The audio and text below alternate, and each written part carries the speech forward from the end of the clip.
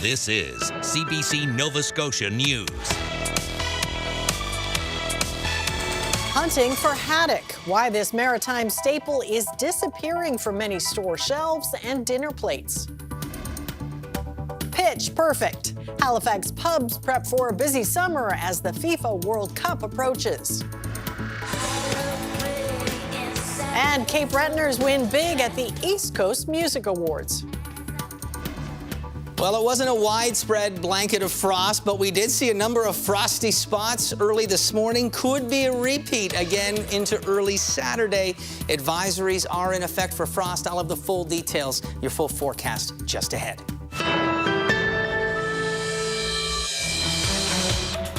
Good evening. If you head to the grocery store, you might notice a Nova Scotia staple missing from the seafood section. An issue of supply and demand is keeping haddock off the shelves. And when it is available, it may have a higher price. Juliana Grillo reports. Frustrated you can't find haddock fillets to buy? You're probably not alone. The reason this maritime staple is missing from shelves isn't just because of its popularity. There's just less of it. The Department of Fisheries and Oceans cut the catch quota in parts of Nova Scotia and New Brunswick by 57% 2 months ago. And we just haven't had the availability of getting fresh haddock. The department says it's because they've seen declines in haddock since 2016. This could potentially be caused by bottom water temperatures increasing, affecting haddock behavior and food availability. Georgia's Bank is opening for the season next month, which will grow the supply of haddock. Their quotas were cut as well, but not to the same extent. So we're excited for June 1st. We're counting it down. I'd say 9 out of every 10 people that come here are looking for haddock. It is the traditional fish of Nova Scotia, and it's what everybody is looking for right now. It's our top seller is haddock. For now, she's selling flash frozen haddock at $13 per pound, when last year she had it fresh for about $2 less. On the processing side, even when Georgia's Bank opens, other factors may keep haddock prices high. From harvesting to packing to shipping, everything's been going up due to the price of petroleum. Kumo hopes things will look better next year. Rising prices for staples like haddock can impact those on a fixed income. I'm retired. I'm a retired nurse, and it's getting more and more difficult. Still, she remains hopeful that soon it won't be so hard to find haddock to buy, and at a good price. Juliana Grillo, CBC News, Halifax. The Halifax Regional Centre for Education and one of its security guards are denying all responsibility in a civil case of a vice principal who was stabbed in 2023. Wayne Rogers is suing the province, HRCE, and a security guard for failing to protect him at work. He and another staff member were stabbed by a student at Charles P. Allen High School. The province has previously denied all allegations against them. The HRCE and security guard claim they were not negligent, and it was actually Rogers' own negligence that led to the attack. The defendants argued the case should be dismissed. The Nova Scotia RCMP is apologizing for how it handled the case of a woman who was murdered by the man she reported had sexually assaulted and harassed her. Susie Butlin was killed in her Bayhead home near Tatamagouche by Ernie Jr. Duggan in 2017. A new report from the Civilian Review and Complaints Commission found the RCMP mishandled every aspect of Butlin's complaints before she was killed. The CRCC findings were blunt, and they should have been, because there was multiple layers of failures within that investigation. From that, though, we have taken steps to improve our sexual assault investigations moving forward. And I do apologize. I extend my apology to the family of Susan Butlin herself. The officers involved in Butlin's case have received more training, formal notices on their files, and one member's past sex assault cases are being reviewed for errors.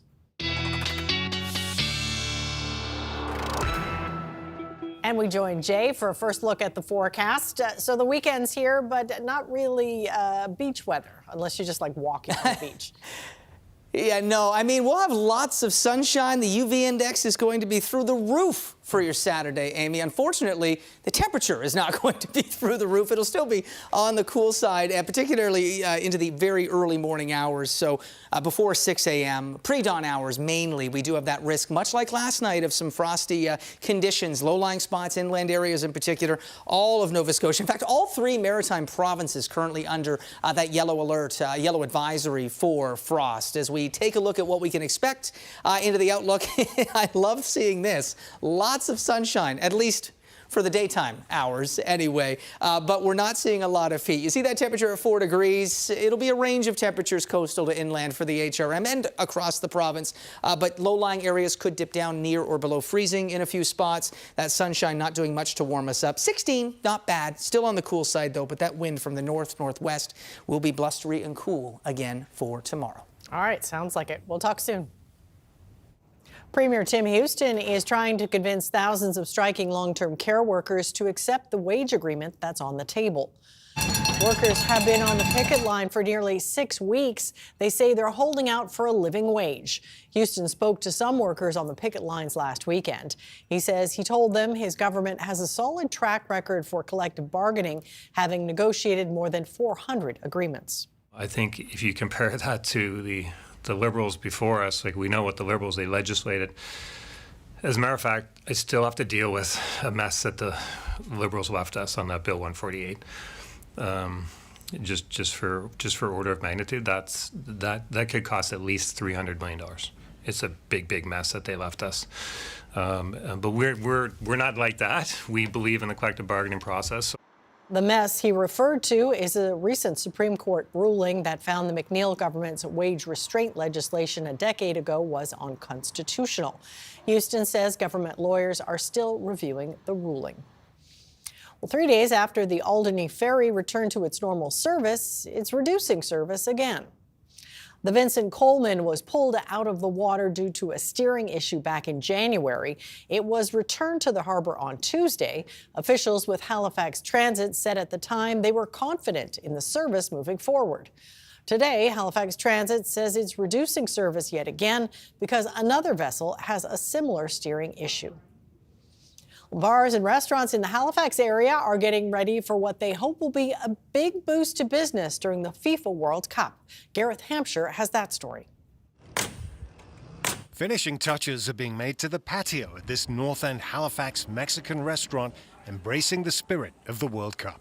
They're expecting it to be bouncing during the tournament. We're going to put the TV there, TV in the patio. We have it there, here, so we have many sides to watch the soccer game that day. Mexico are co-hosts alongside Canada and the US, and she sees the event as a chance for people to watch the matches together and feel like they're in Mexico. We love it, the soccer games in Mexico. So it's why here we are so excited because it's a little Mexican here in Taco Loco. Businesses around the city are getting ready for the big kickoff. Mary's African Cuisine is already taking catering orders, including from fans of the Ghana national team, planning watch parties. People have even started placing their platters that they want to be having whilst they are sitting down watching the game. I think this is an opportunity for us to come together. So in terms of ordering food, coming here to Mary's, celebrating with Mary's, celebrating with our Ghanaian fellows during the World Cup is extremely important. With 48 countries playing more than 100 games, bars are preparing for a busy 5 weeks. Celtic Corner in downtown Dartmouth will have several spots to watch the action. So we're going to be decked out, televisions everywhere, including on the roof. There will be some viewing options up there, and we're going to try to show every single match for every country.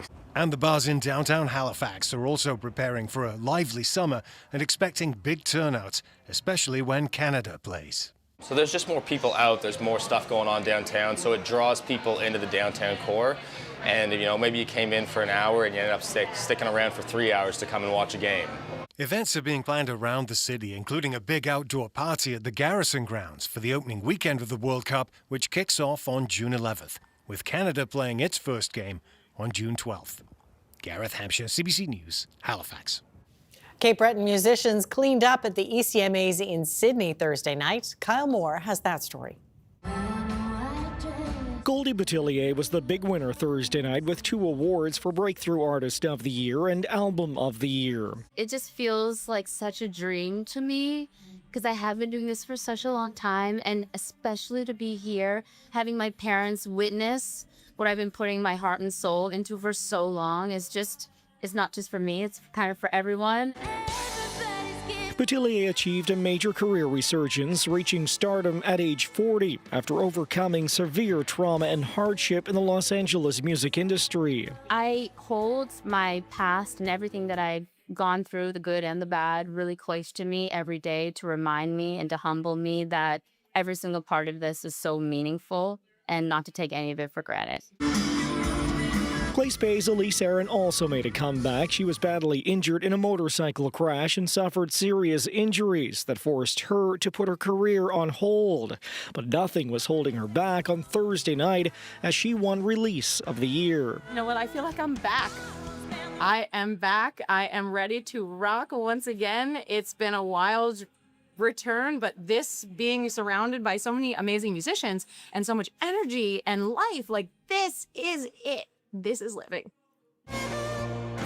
Mi'kmaq folk singer, songwriter, and fiddler Morgan Toney added more hardware to his collection after picking up a Juno Award earlier this year. He won an ECMA for Indigenous Artist of the Year. This is a 24-hour job, 7 days a week, where you're constantly pushing your music, trying to get people to listen to it, social media, all of this stuff.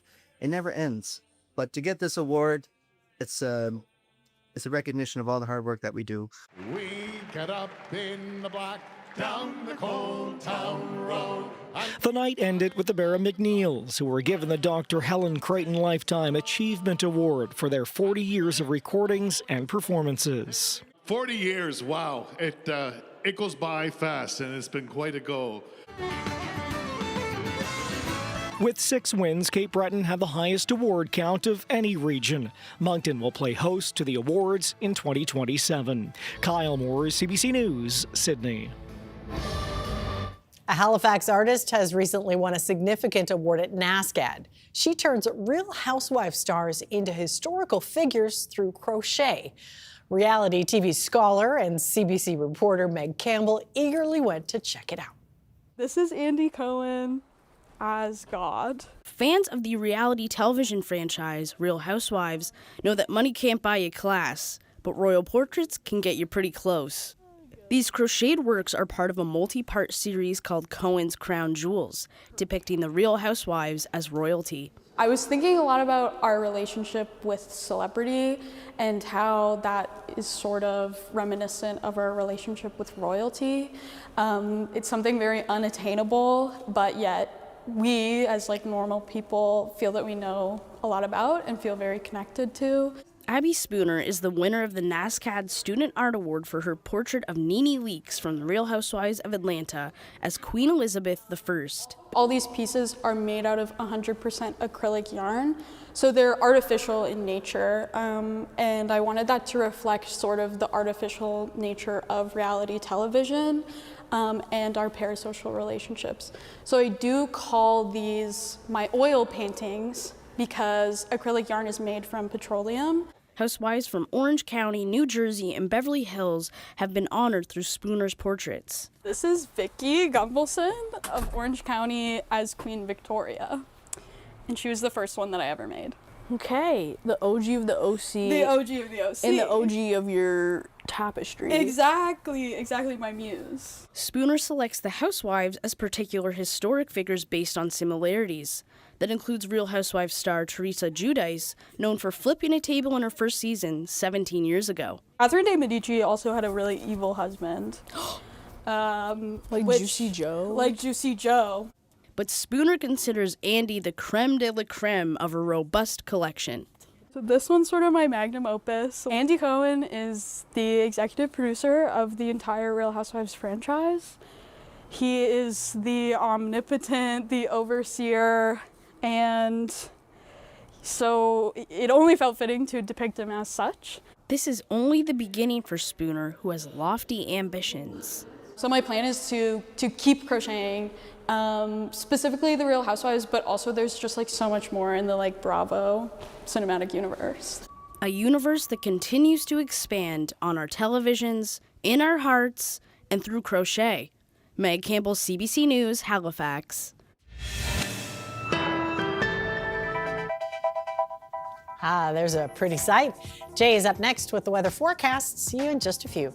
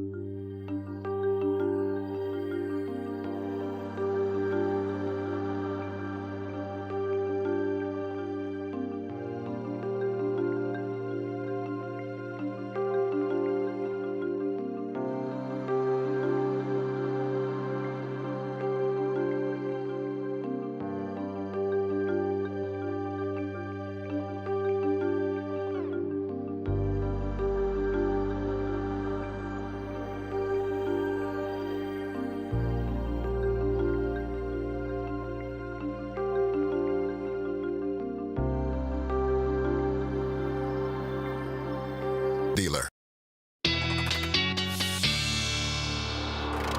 And Jay's back with his full weather forecast. Okay, we were talking off camera about some gardening. I was going to put my herb garden in this weekend. You said maybe hold off on that. Yeah, I mean, I do see cooler temperatures next week. It's not just cooler daytime highs, though. It really has to do with how clear and how calm it is at night as well, and how far away from the water, how low lying you are. But I would just be mindful.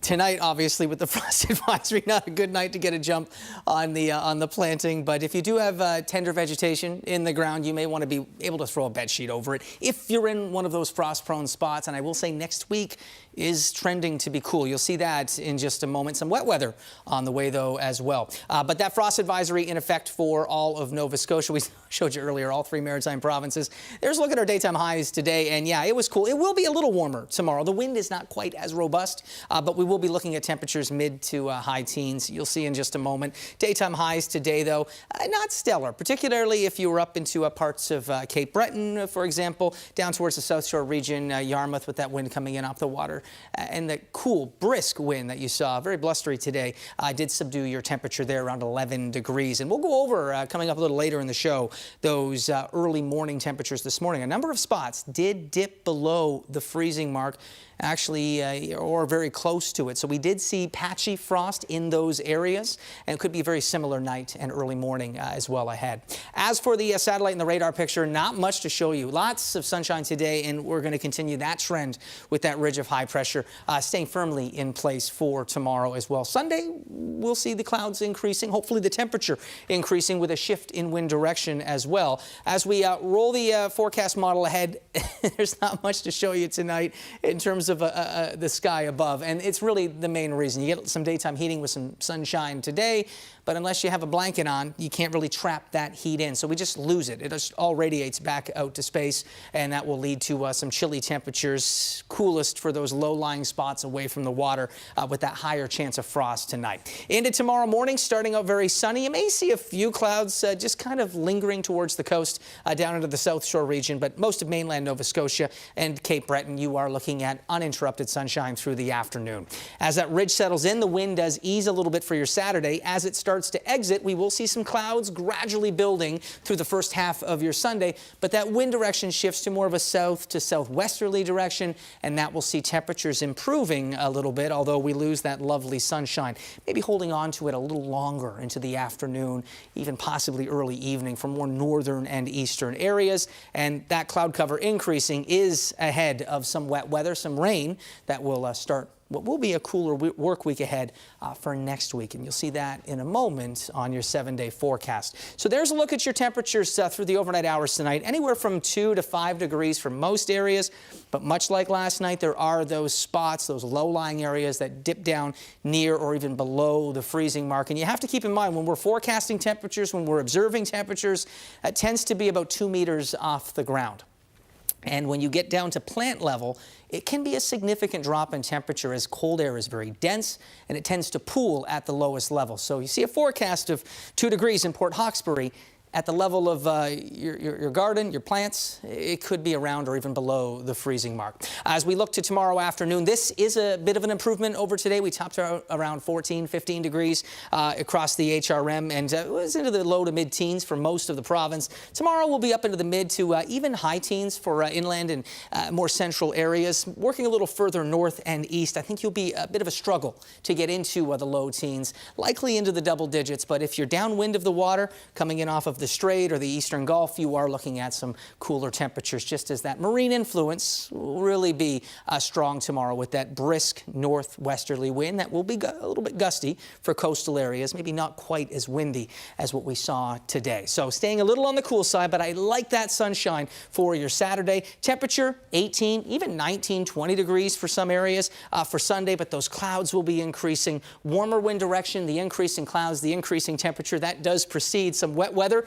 and cooler temperatures returning for Monday, and then into that long-range outlook. Aside from Tuesday, this is a cooler than normal forecast, although those overnight temperatures with the cloud cover don't look to be shaping up to be quite as cool as what we've seen these last few days. Amy? All right, well, that's something. Thanks, Jay. We're back after this.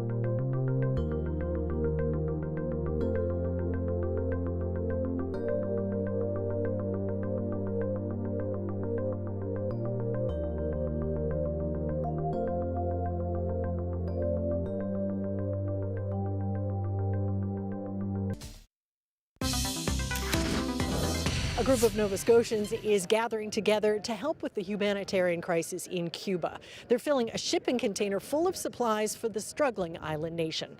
And for more on this, I'm joined by John Kirk with the Nova Scotia-Cuba Association. So first of all, how did this all come about? The Nova Scotia-Cuba Association was founded 25 years ago, and a bunch of us who've been to Cuba, together with Los Primos, which is a cultural exchange group headed by Jeff Goodspeed, and the students from NSCC, decided that we wanted to help the people of Cuba. So we put out a call for medical supplies, for musical instruments, and for bikes. And they've all been arriving in the past 2 months. Today is packing day, so this will be packed, all the stuff will be packed on the container and sent to Havana. And bikes are particularly important because of the lack of fuel down there. Yeah, 4 months ago, Donald Trump imposed a fuel blockade on Cuba. There's only been one tanker gone to Cuba for a population of 9.5 million in 4 months. So Cuba is desperate for fuel. There's no fuel for hospitals, there's no fuel for buses, and so transportation is a major problem. Likewise, medical supplies. So what we're doing is gathering medical supplies and bikes for the medical personnel, and also musical instruments. Cuba is an island full of culture and music, and this will help people to deal with the crisis too. And what about the cost of getting this down there? Nova Scotians have donated the money to the Nova Scotia-Cuba Association, which will pay for the container. But everything you see here has been donated. We paid for nothing. So all kinds of hospital equipment, family doctors, hospitals, individuals with medical supplies, people with instruments that they're no longer using, bikes likewise, have all donated them. So this is a popular donation from the people of Nova Scotia. And when do you think it might arrive? Next few weeks should arrive. Depends on the shipping time. Well, what are folks on the ground telling you about how they're coping? Every day I'm in touch with, there are about 30 of us who talk every day about Cuba. It's terrible. At the moment there are 66,000 people waiting for surgeries in Cuba, but can't have them precisely because there's no electricity, which means there's no fuel for the generators.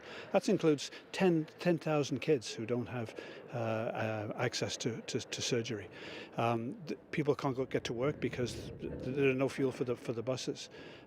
There are 12,000 women pregnant women waiting for ultrasound. Again, so there are 11,000 people waiting for cancer treatment. So the situation is dire. And the Trump administration is just making it worse. They're cranking it up day after day, waiting for the people to rise up against their government. Well, there's also talk of a possible military action by the U.S. into Cuba. What kind of mood is that setting on that country?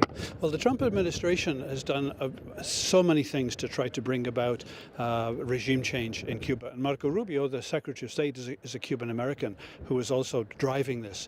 The Trump administration has brought in an embargo of oil, as we know, and only one ship in 4 months has brought fuel into Cuba.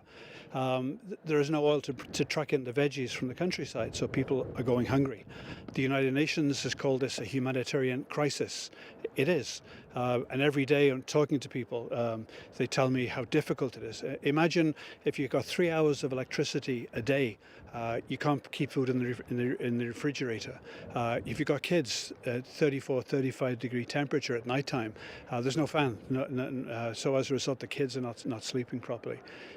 So the situation is very dire, and people are very afraid that the U.S. is cranking up the rhetoric. Trump recently said that he would bring the world's largest aircraft carrier and berth it 100 yards offshore. There have been spy flights all around the island to look at Cuba's defenses, but some 30 flights by the American government.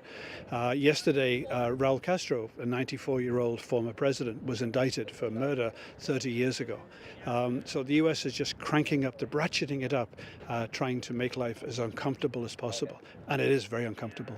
Of course, Cuba was a very popular destination for Canadians, for Nova Scotians. I can't imagine what the tourism industry looks like right now. It is a disaster. Canadians make up 40% of the tourists in Cuba. That's about 1 million people a year, and an awful lot of those are Nova Scotians. That has totally disappeared because of Canada and Transat and Sunwing all stopping the flights. So tourism has ground to a halt. There are few hotels open, but it's just a symbolic number more than anything. After this shipping container is gone, do you have any other plans? I think that we have plans to do another. This is the second shipping container, and we will probably do the same. The needs are so great that we all feel guilty sitting on our hands when we know how difficult it is. Imagine what it's like, Amy, to have a salary of $15 US a month, a pension of $8 to $9 US a month. Doctors earn significantly more, $30 to $35 US a month. Conditions are atrocious, and the Trump administration is making it intolerable. We have to do something. Thank you very much for your time today. We appreciate it. Thanks for the opportunity to tell Nova Scotians what their fellow Nova Scotians are doing to help this country.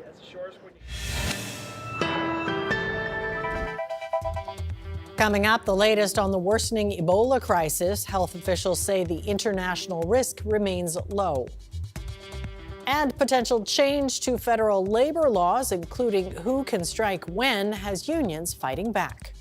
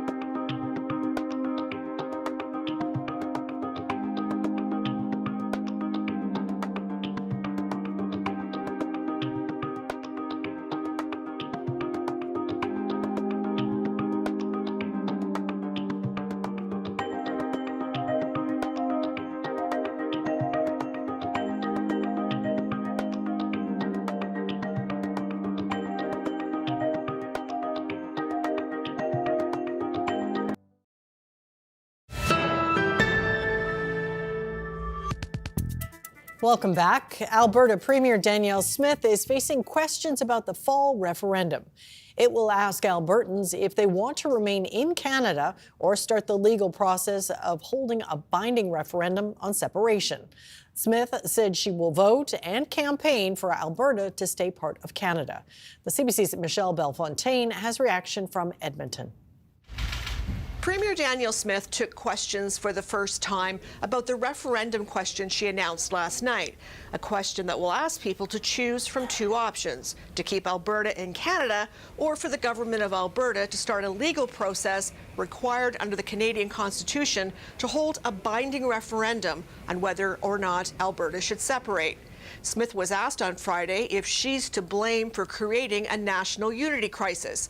She said she's trying to find a solution because pretending the problem doesn't exist makes things worse. Just because you acknowledge frustration doesn't mean that it goes away if you ignore it. I think people need to understand that. If you ignore the fact that 700,000 people went out and signed a petition campaign saying, let's have this vote, and I choose to ignore it, that just doesn't make it go away.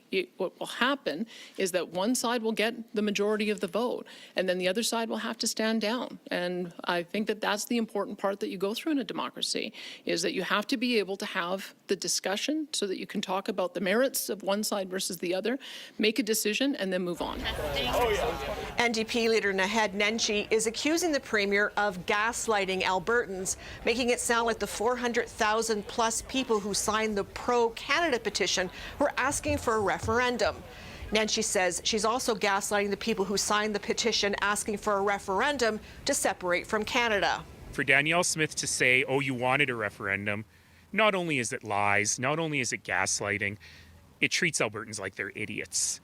And Albertans are not idiots. And that's going to be this Premier's downfall, that she thinks she's smarter than everyone else. Separatist leaders are mad that Smith is essentially having a referendum to have a future binding referendum.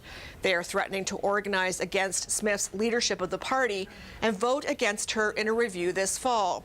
Smith didn't address several questions about that threat in the Friday news conference. She said she was more interested in what Albertans have to say. Michelle Bellefontaine, CBC News, Edmonton. The World Health Organization has raised the public health risk from the Ebola outbreak in the Democratic Republic of Congo. The strain now circulating is a rare one with no proven vaccine. There are about 750 suspected cases and 177 deaths.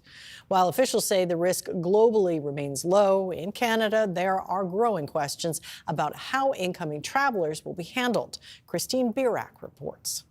The update was stark. The Ebola outbreak in the Democratic Republic of the Congo is spreading rapidly. Health officials say the virus now poses a very high risk to people in the DRC, and the risk of it spreading to neighboring countries, including South Sudan, remain high.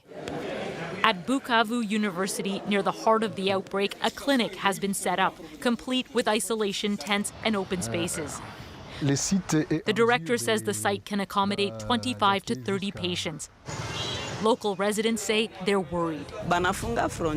This woman says borders near and far are closing, hurting businesses. It's important that we look at how effective things like travel bans are. A U.S.-bound Air France flight was diverted to Montreal yesterday after U.S. officials blocked a passenger under Ebola entry rules. Canada allowed the plane to land. Health officials say they're using a screen, manage, and contain approach, but that could change. The decision around the borders is a decision that is made by Cabinet. However, I will be providing advice to Cabinet on this very fluid, rapidly evolving situation. I will say this quite emphatically. Closing your borders like the Americans have done and are doing is not an effective measure. Experts say travel bans can slow the spread, but only temporarily. A more effective approach is to screen travelers, test when possible, and keep in touch with them for about 21 days to check for symptoms. In Ontario, a sick traveler was tracked, tested, and Ebola was ruled out. If you're checking in with them either every day or every second day, you can actually get that direct communication. My wish and prayer that we should give it the attention it deserves, because no one is safe until everyone is safe. Health officials worry without a vaccine to combat this rare strain of Ebola, this outbreak will be deadlier than the last one. Christine Birak, CBC News, Toronto. In Washington, there's growing outrage over a $1.8 billion fund, one that could be used to support people involved in the January 6th riot that followed Donald Trump's defeat in the 2020 election.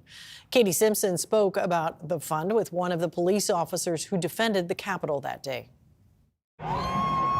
January 6th rioters may soon qualify for compensation from the U.S. government over unfair treatment, a proposal that is adding a new layer of insult to injury. Push him back! For those who defended the Capitol that day. I was outraged. I was angry. Former Washington, D.C. police officer Michael Fanone was severely beaten in the attack. Mike, stay in there, buddy. He is adamantly opposed to what Donald Trump calls an anti-weaponization fund.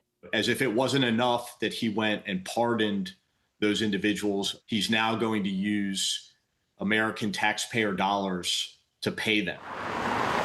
Any American who feels the Department of Justice has been weaponized against them could apply for compensation.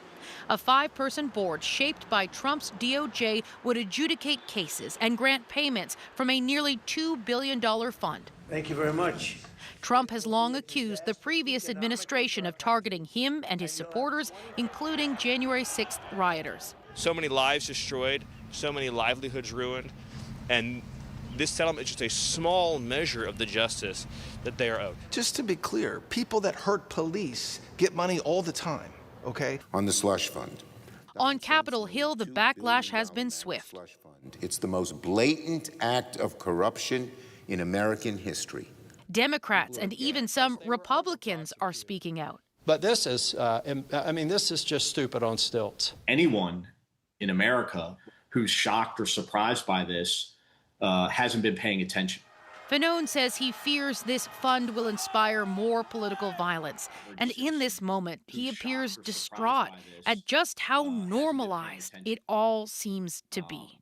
This is what Trump supporters voted for. And so, my anger has since turned, like I said, to the American people for betraying me and betraying my colleagues who fought to defend democracy. Because what did we do it for?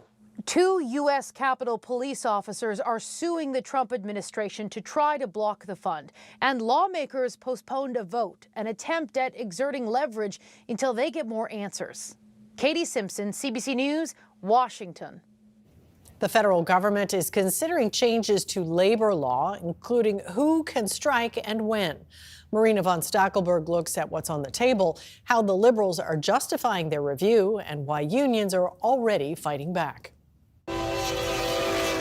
As Canada embarks on massive plans to expand rail, ports, and international exports, unions worry the federal government is trying to fundamentally alter labor rights in this country.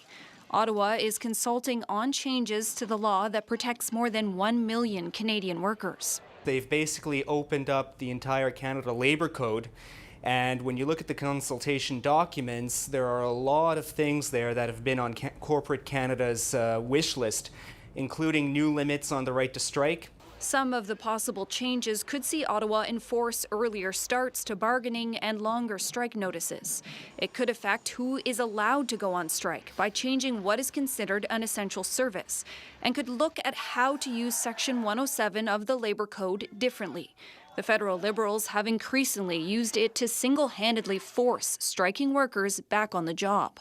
It's no secret that the country is under immense stress. Jobs Minister Patty Hajdu says there's an economic urgency to modernize the Labor Code, so Canada's workers and employers can reach agreements without Ottawa getting involved. So the survey really is asking about how we could support collective agreement negotiations earlier, what kinds of tools are working, whether or not there are better approaches.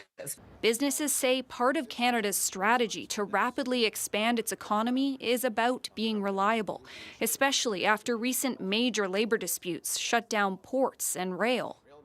And if other countries don't believe that Canada can reliably deliver the goods because we have consistent labor disruptions, that's going to be a significant problem for the economy. But the opposition says the government isn't making changes in good faith. The concerning thing is we've seen the most labor disruptions in 30 years under this government because they've so poorly managed labor relations in this country. Canada's collective bargaining regime has been in place for decades and decades and decades. You can't make changes within a month.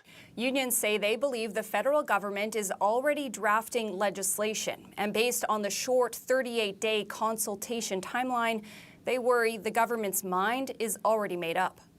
Marina von Stackelberg, CBC News, Ottawa. Stephen Colbert has officially signed off. He hosted the final broadcast of The Late Show Thursday night. CBS announced the decision to cancel the show last summer, citing financial concerns, but critics saw the cancellation as a way to appease Donald Trump. Steve Futterman has more. As the hours approached for the final taping outside the theater, there was sort of a celebratory atmosphere. Obviously, people upset the show going off the air, but they were praising the 11 years that Colbert had this show on TV. When the show began, Colbert told the audience he wanted people to have fun, and it was a fun evening. There were these surprise appearances. Ryan Reynolds appeared, Bryan Cranston appeared. Then there was the moment where Stephen Colbert acted like the Pope had shown up, and this had been a running bit for the last few days or so. Colbert suggesting, well, that would be the one guest he'd love to have on the final show, Pope Leo. Now, of course, Pope Leo wasn't there, but they sort of pretended he was. Watch this. Leo, please. We got a show. No way, Colbert. You call that a Chicago dog? Pope don't play like that. Leo, out. Oh, no. Oh, no. Oh.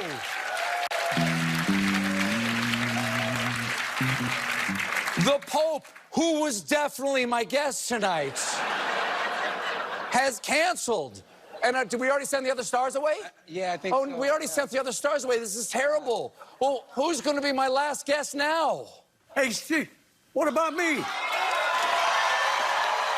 And none other than Sir Paul McCartney to the rescue. He was really a huge favorite of the fans here. They gave him a standing ovation. And as you saw, that wonderful, memorable rendition of Hello, Goodbye, featuring McCartney, Colbert. They also had Willie Nelson was there, Elvis Costello, Cyndi Lauper, sort of an all-star cast on stage. There was also another memorable moment when they had a pre-recorded bit featuring Colbert and his two competitors, Jimmy Kimmel from ABC, Jimmy Fallon from NBC, and they were praising Stephen Colbert. Of course, they are all very close friends, and Kimmel and Fallon have expressed their anger that Colbert is being taken off. Steve Futterman, CBC News, New York.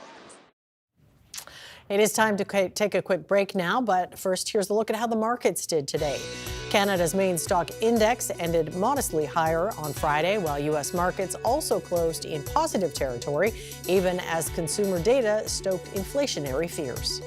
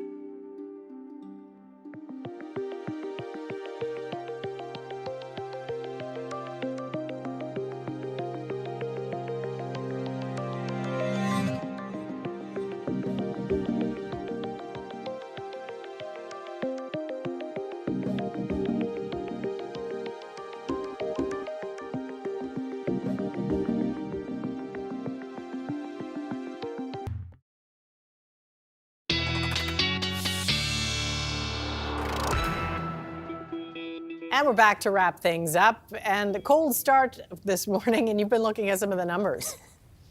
Yeah, I just wanted to find a few spots that actually did dip below the freezing mark. I know that we did see into the Bedford area, it was close.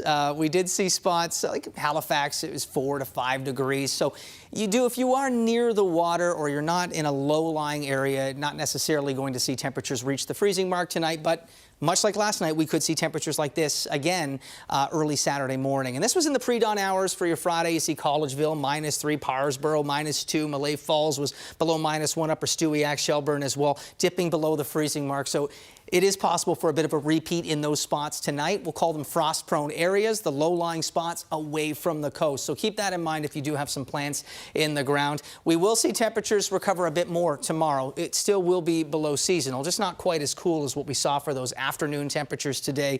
I do expect those temperatures to be up into the mid to high teens for most areas. A few spots with the sunshine inland. If you got a bit of elevation and you've got a good sun angle, you're likely to even top 20 degrees tomorrow afternoon. And there's not much to show you for your Saturday. Friday night through Saturday morning, the sky stays clear, which is one of the reasons it will be so cool overnight tonight. But then we'll see lots of sunshine for your Saturday. Saturday night into Sunday, though, those clouds do begin to increase, and that will precede a return of cooler temperatures, but some wet weather as we look to Monday. Although ahead of that, the system approaching does draw in a southwesterly wind, which will bump temperatures up at least for Sunday. We will see temperatures closer to, if not over 20 degrees for most areas, so the high teens to low 20s on Sunday. Tomorrow starting out still cool, but 7 a.m. is a little bit after the sun does rise. If you're looking before 6 a.m., those temperatures could be closer to the freezing mark in a few spots. Do not expect much of a warm-up, though. Even though it's not as windy, we are still looking at a brisk wind from the north to northwest that will subdue those temperatures below that seasonal average for your Saturday. But great weather if you plan on working outdoors or getting caught up on that yard work. You better get out there, Jay. Yeah. Thank you. Have a great weekend. You too. It's been a remarkable ride for the Montreal Canadiens. Overtime hero Alex Newhook scored the goal in overtime against the Buffalo Sabres on Monday to push his team to the Eastern Conference Final. It was a proud moment for the team, but no fans are more proud of Newhook's accomplishments than the fans in his hometown of St. John's. Katie Breen reports. Students at Vanier Elementary love NHLer and former student Alex Newhook. He scored the two game-winning goals in both Game 7. He's my favorite player, and I loved him since he got drafted. He's a pretty young player, gotten injured a bunch, and still goes there and gets a lot of goals. Although it's been a while since Alex graduated from Vanier, it hasn't been that long since he's graced the halls. A lot of our students, have had the opportunity to meet him because he's come back to visit us on several occasions, on our sports day, for example, and he signed autographs for so many of the students. We're just so proud as someone to look up to for the children, for the boys and the girls. When I taught Alex, he was always, tried his best to do his best in everything. He was kind and he was inclusive to everybody, and he was willing to do whatever he had to do to get where he needed to go. And he's still doing that today. Newhook has been having an incredible playoff run, coming in clutch in key moments, clinching 2 series. But this season hasn't all been easy. In November, Newhook sustained a major injury that required surgery and kept him out of the game for weeks. We used his lesson really in my classroom just this week about perseverance and, not giving up, and what happens then if you take those moments in life that get you down and you push through. And Alex is an amazing example of that. Shot, score! You can't write something like that. For him to score the winning goal in 2 Game 7s in a row, that's just something of fairy tales, Very proud, yeah. And they aren't the only ones. Good afternoon, Maverick Sports and Collectibles. A sea of red sweaters, but no Newhook. Number 15 is totally sold out. It's kind of amazing now, like after Game 7 the other night when he scored again, there was so many phone calls looking for jerseys and that yesterday. And it's good to see. For Newhook? For Newhook, yes. I say 90% of the phone calls we got were for Newhook stuff. And you have some jerseys left? We have no jerseys here right at the moment. He's an easy guy to cheer for. His support spans from his elementary school to the fishing boats tied off in his hometown. Everyone's really proud of him. I'm not even from here, and I'm proud of him. I think, he's got a lot of support for sure. Yeah? We talk a lot about New Hope these days? Yeah, definitely. I'm going to get myself a jersey if they ever come back in stock. Yeah. St. John's might not have jerseys, but Newfoundland and Labrador has New Hook. Katie Breen, CBC News, St. John's. Yeah, they are proud. Well, that is it for us tonight. Thanks for watching, and we'll see you next time.